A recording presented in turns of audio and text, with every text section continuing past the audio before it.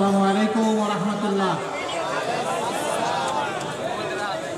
আলহামদুলিল্লাহি রাব্বিল আলামিন ওয়াসসালাতু ওয়াসসালামু আলা রাসূলিহিল কারীম ওয়া আলা আলিহি ওয়া সাহবিহি ওয়া আহলি বাইতিহি আজমাইন।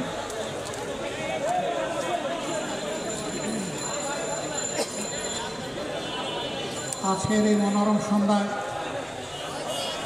বাংলাদেশ জামাতে ইসলামীর আঞ্চলিক শাখা কর্তৃক আয়োজিত জনসমাবেশের সম্মানিত সভাপতি, মঞ্চে বসা সম্মানিত নেতৃবৃন্দ, আমার প্রাণপ্রিয় এলাকার ছাত্র, তরুণ, যুবক এবং মুরব্বিয়ানে কেরাম, পর্দার আড়ালে সম্মানিতা মা এবং বোনেরা, আল্লাহ তাবারক ওয়া তাআলার শুকরিয়া আদায় করছি। এই সন্ধ্যায় আল্লাহ রাব্বুল আলামিন আপনাদের সাথে মিলিত হওয়ার এবং আপনাদের সামনে দাঁড়িয়ে দুটি কথা বলার তৌফিক এনায়েত করেছেন, আলহামদুলিল্লাহ। সাংবাদিক বন্ধুরা তাদের পেশাগত দায়িত্ব পালন করবেন, তাতে পিছনে বসা সম্মানিত ভাইদের কিছু কষ্ট হবে। আমি অনুরোধ করব বৃহত্তর স্বার্থে আপনারা এই কষ্টটা সহ্য করবেন ইনশাআল্লাহ। বাংলাদেশ আমাদের প্রিয় জন্মভূমি। এই অঞ্চল দুইবার 1 শতাব্দীর ভিতরে 2টি স্বাধীনতা দেখেছে। প্রথম দেখেছে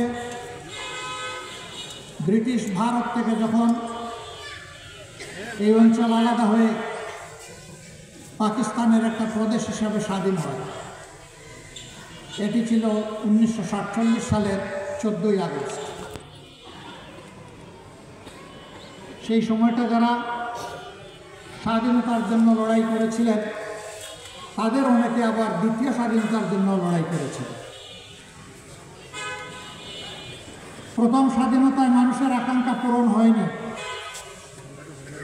বরঞ্চ 23 বৎসরের অখণ্ড পাকিস্তানে একটি প্রদেশ হিসাবে আমাদের অবস্থান ক্ষেত্র বিশেষে অনেক কিছু থেকে আমরা বঞ্চনার শিকার ছিলাম। আমাদের ন্যায্য পাওনার দাবিতে 70 সালের নির্বাচনের ম্যান্ডেট অনুযায়ী এদেশের লোকদের দেশ শাসন করার কথা ছিল, কিন্তু ভাগ্যের পরিহাস, এই সুযোগ থেকে দেশের মানুষ বঞ্চিত হলো। একটি যুদ্ধ অনিবার্য হয়ে উঠল। এই সুযোগটি পাশের দেশ গ্রহণ করল, তারা লুফে নিল। 9 মাসের মুক্তিযুদ্ধের সময় আমাদের পার্শ্ব প্রতিবেশী তারা আমাদেরকে থাকার জায়গা দিয়েছে, খাবার সংকুলন করেছে, অস্ত্র সরবরাহ করেছে, ট্রেনিং দিয়েছে। প্রতিবেশী হিসাবে বিপদের সময় এ কাজ তারা করতেই পারে। নিঃসন্দেহে যদি কোনো স্বার্থের বিনিময়ে না হয়ে প্রতিবেশীর প্রতি দায়িত্ব পালনের জন্য হয়ে থাকত, তাহলে নিঃসন্দেহে এটি প্রশ্নের ঊর্ধ্বে একটি মহৎ কাজ হিসাবে বিবেচিত হতো। কিন্তু আমরা কি দেখলাম? আমরা দেখলাম 9 মাসের যুদ্ধের শেষ প্রান্তে এসে যখন পাকিস্তান দখলদার বাহিনী আত্মসমর্পণের সিদ্ধান্ত নিল, 9 মাস যার নেতৃত্বে মুক্তিযুদ্ধ হলো, সেই মুক্তিযুদ্ধের প্রধান সেনাপতি জেনারেল উসমানীকে বাংলাদেশে আসতে দেওয়া হলো না। তাকে ত্রিপুরার রাজধানী আগরতলায় আটকে রাখা হলো। তিনি মুক্তিযুদ্ধ পরিচালনা করলেন, কিন্তু পাকিস্তান বাহিনীর আত্মসমর্পণটা স্বচক্ষে দেখার সুযোগটা থেকে তাকে বঞ্চিত করা হলো। অধিকার ছিল তার হাতে আত্মসমর্পণ করবে এই বাহিনী। কৌশলে তাকে দূরে রেখে ভারতীয় পূর্বাঞ্চলের কমান্ডারের সামনেই পাকিস্তান বাহিনীকে আত্মসমর্পণে বাধ্য করা হলো। এবং সেই দিন 93,000 যাদেরকে লৌহ বাহিনী বলা হতো, আয়রন ট্রুপ, তাদের সমস্ত সামরিক যানবাহন, যুদ্ধাস্ত্র, রেশন, গাড়িগুলো সব কিছু উজাড় করে ভারতে নিয়ে যাওয়া হলো। ভারত 54 বছরে আমাদের নেওয়া অস্ত্র, গোলাবারুদ, গাড়িগুলার কিছুই ফেরত দেয়নি। এমনকি গুলির একটা খোসাও আমাদেরকে ফেরত দেয়নি।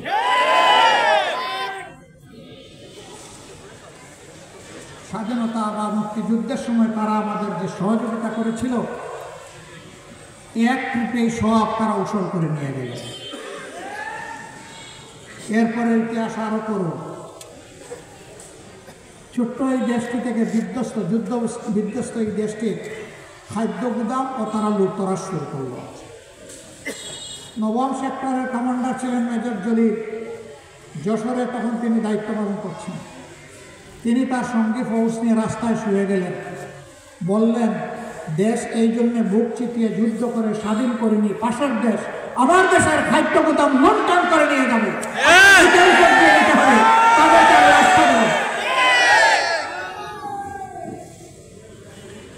18 ঘন্টা তিনি সঙ্গী সেনাবাহিনীকে সাথে নিয়ে এইভাবে রাস্তার উপরেই ছিলেন। নিহতের পরিহাস, তাকে রাস্তা থেকে তুলে এনে জেলবন্দি করা হলো। যিনি 9 মাস বুক চিতিয়ে যুদ্ধ করলেন, দেশপ্রেমের খেসারত হিসাবে তাকে এখন জেলে ঢুকতে হলো। জাতির কপালে এক এক করে এইভাবেই দুর্ভোগ নেমে এসেছিল। এরপরে কি হয়েছে কি হচ্ছে আপনারা সব দেখেছেন। আমি এগুলো বলার আর কোনো প্রয়োজন মনে করি না।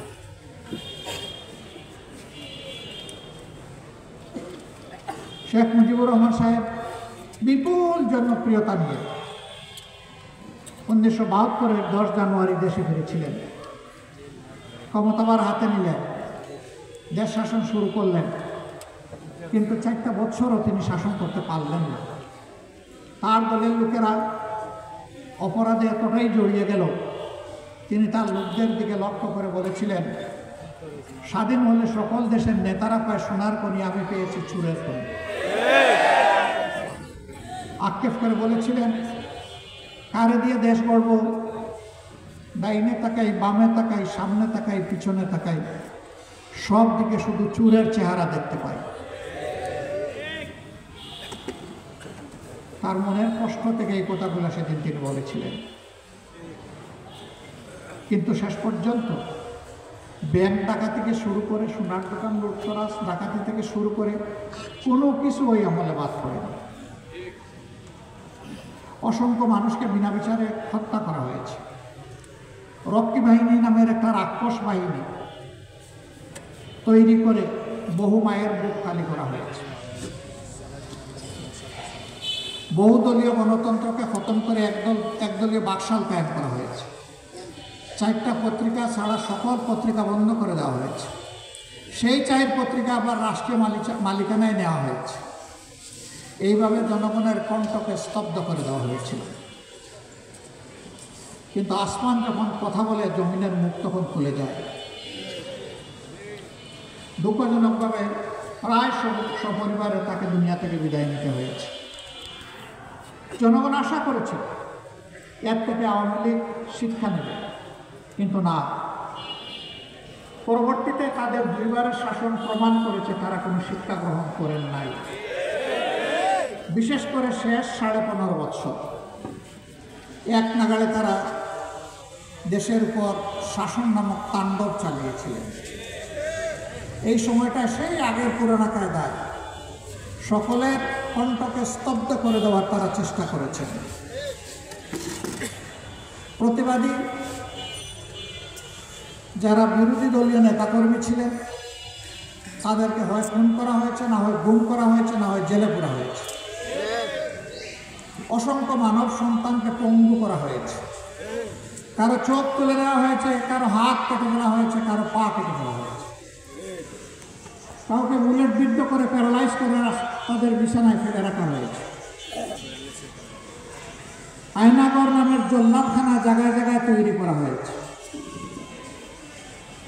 এইভাবে দেশটাকে অপরাধের স্বর্গরাজ্যে পরিণত করা হয়েছিল। বাংলাদেশের ব্যাংক, বিমা সেক্টর, কর্পোরেশন সবগুলো লুণ্ঠন করে উজাড় করে বিদেশে পাচার করা হয়েছে। এমনকি বাংলাদেশ ব্যাংকের সেন্ট্রাল ব্যাংক, কেন্দ্রীয় ব্যাংকের রিজার্ভ মানি পর্যন্ত ডাকাতি করা হয়েছে।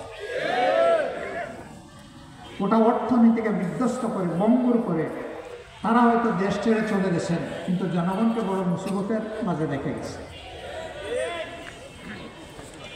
শুধু 24-এর এই আন্দোলনে আমাদের হিসাব অনুযায়ী 1400 থেকে কম বেশি কিছু লোককে হত্যা করা হয়েছে জুলাই মাসের 1 তারিখ থেকে আগস্ট মাসের 5 তারিখের মধ্যে। এ ঘটনাগুলো একটু নিষ্ঠুর ছিল। ধরুন আবু সাঈদের ব্যাপারটা কী বলেছিল ছেলেটা? বলেছিল আমাদের দাবি অত্যন্ত সহজ সরল ছোট, চাকরির কৌটাটা আপনারা সংস্কার করুন, যৌক্তিক সীমায় নামিয়ে আনেন,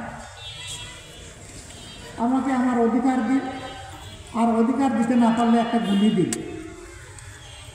তারা অধিকার দেয় নাই, তাকে গুলি দিয়ে।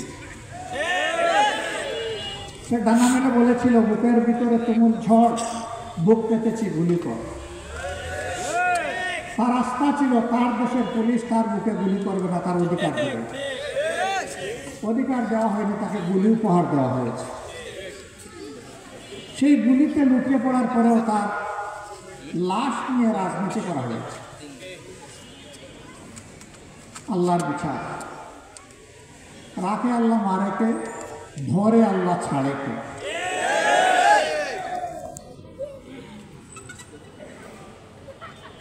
বন বাড়তে বাড়তে একসময় পুড়ে,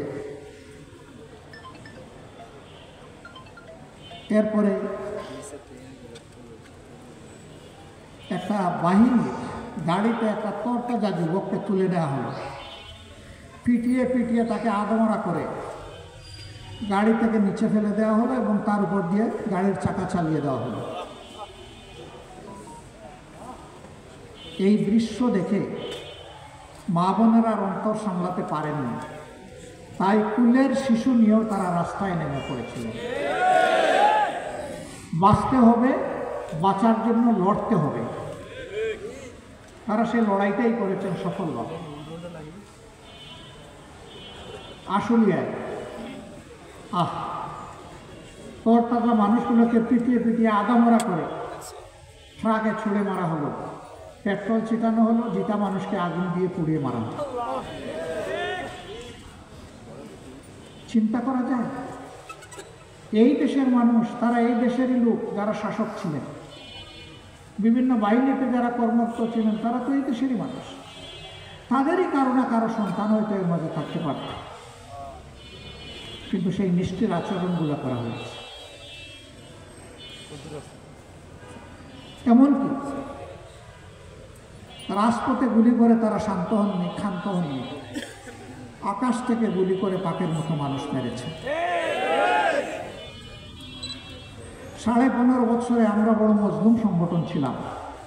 আমাদের অফিস তালাবদ্ধ, আমাদের নিবন্ধন কেড়ে নেওয়া হয়েছে, আমাদের প্রতীক নাই, আমাদের বাড়িঘর বোর্ডুজারকে ভাঙা হয়েছে, আমাদের লোকদেরকে খুন করা হয়েছে, ফাঁসিতে ঝুলানো হয়েছে, আমাদের লোকদেরকে গুম করা হয়েছে, আয়নাঘরে পাঠানো হয়েছে, শেষ পর্যন্ত আমাদেরকে নিষিদ্ধ করা হয়েছে।